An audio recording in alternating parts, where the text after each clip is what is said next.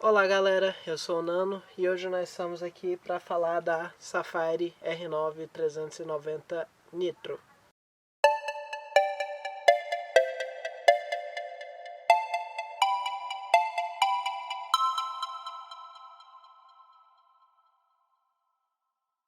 Bem, eu comprei essa placa no fim do ano passado e, como talvez vocês já saibam ou não, eu não sou muito fã de fazer review de algo que eu não usei bastante. Eu não gosto de pegar um equipamento uma semana depois que eu tô com o equipamento na mão fazer o review. A não sei que seja uma coisa mais uma bobagem, mas tipo, o equipamento mais caro eu gosto de usar ele por mais tempo antes de fazer um review, porque eu sei que existem muitos problemas que você não consegue perceber com uma semana. Você só consegue perceber depois que você usa por um determinado tempo.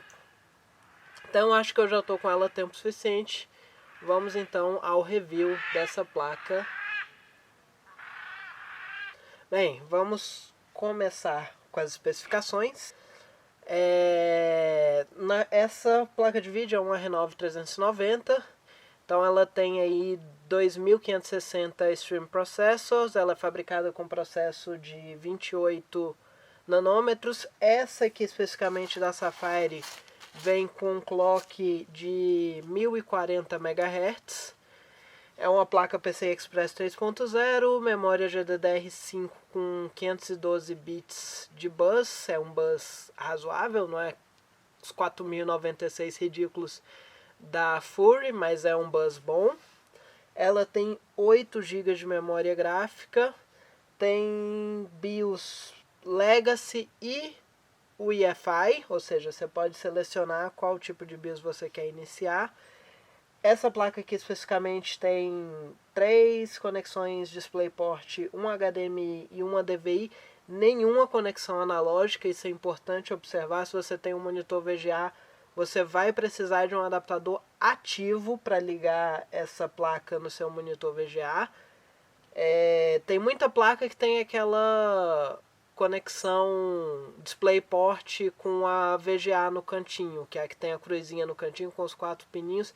Essa placa não tem essa conexão. Você não pode usar aquele adaptadorzinho passivo de DVI para VGA. Você precisa de um adaptador ativo que custa um pouquinho mais caro. Ela suporta 4K tanto nas DisplayPorts quanto na HDMI. Se eu não me engano, 4K em 60 frames. Eu tenho quase certeza disso, que é HDMI 2.0 e DisplayPort 1.4. Se eu tiver errado, eu ponho aqui um textinho falando agora. É compatível com DirectX 12, tem shader 5.0, OpenGL 4.5, OpenCL 1.2, ou seja, as tecnologias mais recentes de software. Ela é compatível com Crossfire, com FreeSync, com tudo de mais recente que a AMD lançou. Ela é compatível, até porque ela ainda é a geração atual da AMD. Daqui a uns dias a gente sabe que a AMD vai lançar a 480 agora, daqui a poucos dias, mas ela ainda é da geração mais recente da AMD. Ela tem um consumo de energia, um TDP de 375 watts. Eu até fiz um vídeo fazendo um comparativo de consumo de energia entre processador AMD e processador Intel, no qual eu fiz testes de consumo de energia com essa placa de vídeo. Então, se vocês quiserem ver isso, vou colocar o link aqui, ó. Pode clicar aqui na miniatura. E ela é uma placa grandinha. Ela tem 30,8 centímetros de comprimento, 12,7 de altura. A altura não é tão grande, ela passa um pouco só do slot PCI, então com relação à altura vai caber na maioria dos gabinetes. E a espessura são 4,2 centímetros. Ela é uma placa de 2 slots, cabe em 2 slots. Eu não recomendaria fazer um Crossfire com mais de uma placa encostada uma na outra com ela, porque ela depende das 3 ventoinhas aqui, você sufocaria as placas se você colocar duas um do lado da outra, mas cabe.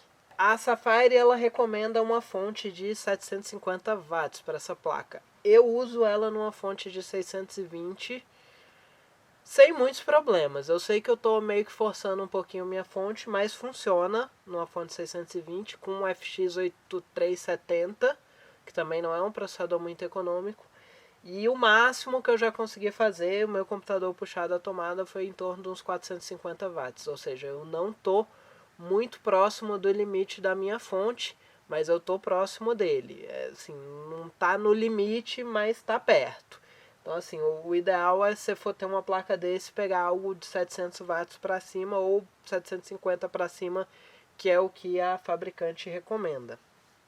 As especificidades da Safari: ela vem com um sistema Tri-X de ventilação, ou seja, ela tem 3 ventoinhas, se eu não me engano, de 90 milímetros cada ventoinha. E ela tem um cooler gigantesco, que é até maior que a placa, o que não é muito raro nas placas de geração atual da AMD. As placas de geração atual da AMD consomem muita energia. Talvez a geração seguinte vá consumir menos, mas as atuais consomem muito. E no quesito cooler, essa placa aqui não deixa a decepcionar. Essa placa, ela não esquenta. Ela gera muito calor. Ela põe muito calor para fora, porque o cooler é eficiente. Todo o calor que o chip gráfico gera, ele põe para fora na hora. Então, assim, mesmo em carga, a placa fica em temperaturas razoáveis, 70 graus por aí. Mas se você estiver num quarto fechado, você com o tempo vai sentir o calor se espalhando no quarto. Ela é um mini aquecedor portátil. O cooler, ele tem 5 heat pipes. 2 vêm para essa parte aqui da frente, para esse dissipador da frente, e 3, inclusive um grossão que tem aqui no meio, vem para esse dissipador de trás.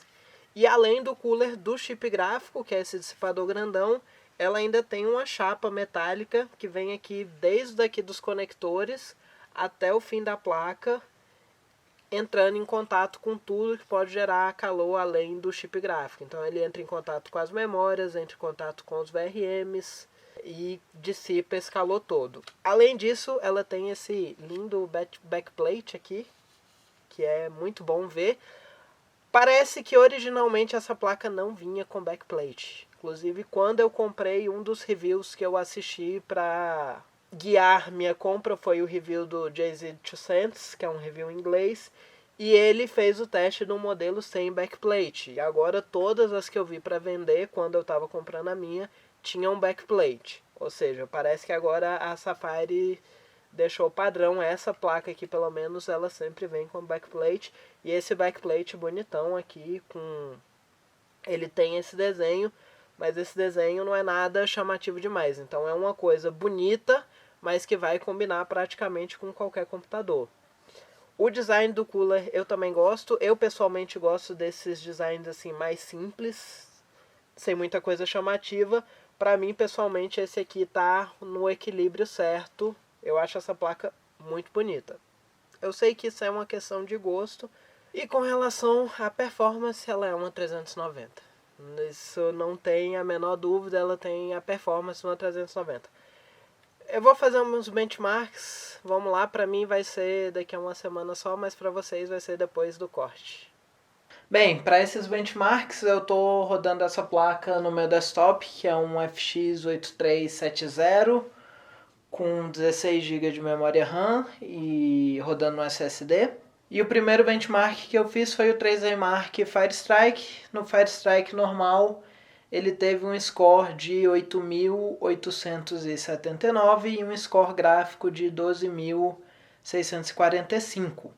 No Firestrike Extreme, o score foi 5.139 e o score gráfico foi 5.585. E no Firestrike Ultra, o score foi de 2.756 e 2.753 de score gráfico. Depois do Firestrike, eu rodei o Heaven. No Heaven eu rodei de duas maneiras. Eu rodei primeiro com a placa no clock stock dela, que vem de fábrica. Nessa configuração ele rodou o benchmark com uma frame rate média de 56.6 fps e teve um score de 1425. Depois eu fiz um overclock, foi um overclock bem moderado. Na verdade, eu tentei ver o máximo que você consegue de overclock sem precisar de mexer em voltagem. Eu sei que isso é bem específico de cada placa, mas na minha placa especificamente eu consegui 1120 MHz. Ou seja, 7,7% acima do clock que ela vem de fábrica da Safari. E nessa configuração o Heaven teve uma frame rate média de 57,9 e um score de 1460, ou seja, não é muita coisa. Mexendo com voltagem, eu já consegui colocar essa placa em 1200 MHz, mas não é uma configuração muito estável. Eu acho que eu já cheguei até passar de 1200 MHz mexendo com voltagem, mas não é muito estável. Essa geração da AMD não é muito boa em overclock. Então, assim, não dá para esperar muita coisa de ganho de performance com overclock. Além disso, eu testei também alguns jogos, não foram muitos e não foram muitos jogos recentes. Eu testei jogos da minha biblioteca. O primeiro que eu testei foi o Tomb Raider, eu rodei o benchmark dele. E o benchmark deu uma frame rate média de 87,5 frames e uma mínima de 64 frames. Depois do Tomb Raider eu testei o Witcher 3 com todas as configurações no máximo, os presets máximos, exceto o NVIDIA Reworks, eu desliguei o NVIDIA Reworks, e nessa configuração o Witcher 3 teve uma frame rate média de 53.2 fps e uma mínima de 32 fps. Depois disso eu decidi testar dois jogos indies. Primeiro eu testei o Trine 3, porque normalmente os indie games eles não favorecem nenhuma marca nem outra, então eu acho bacana testar com eles. No Trine 3 deu uma frame rate média de 68.8 fps e uma mínima de 59 fps. E além do Trine 3 eu testei o The Vanishing of Ethan Carter, que é um jogo, na verdade eu testei a versão Redux, que já usa a Unreal Engine 4, e é um jogo bem bonito, e eu testei ele na configuração máxima, que inclusive ele renderiza a cena com o dobro da resolução, e depois faz o downsampling, por isso deu uma frame rates baixa, mas é por isso ele está renderizando com o dobro de 1080, e nessa configuração ele deu uma frame rate média de 34.1 fps e uma mínima de 25 fps.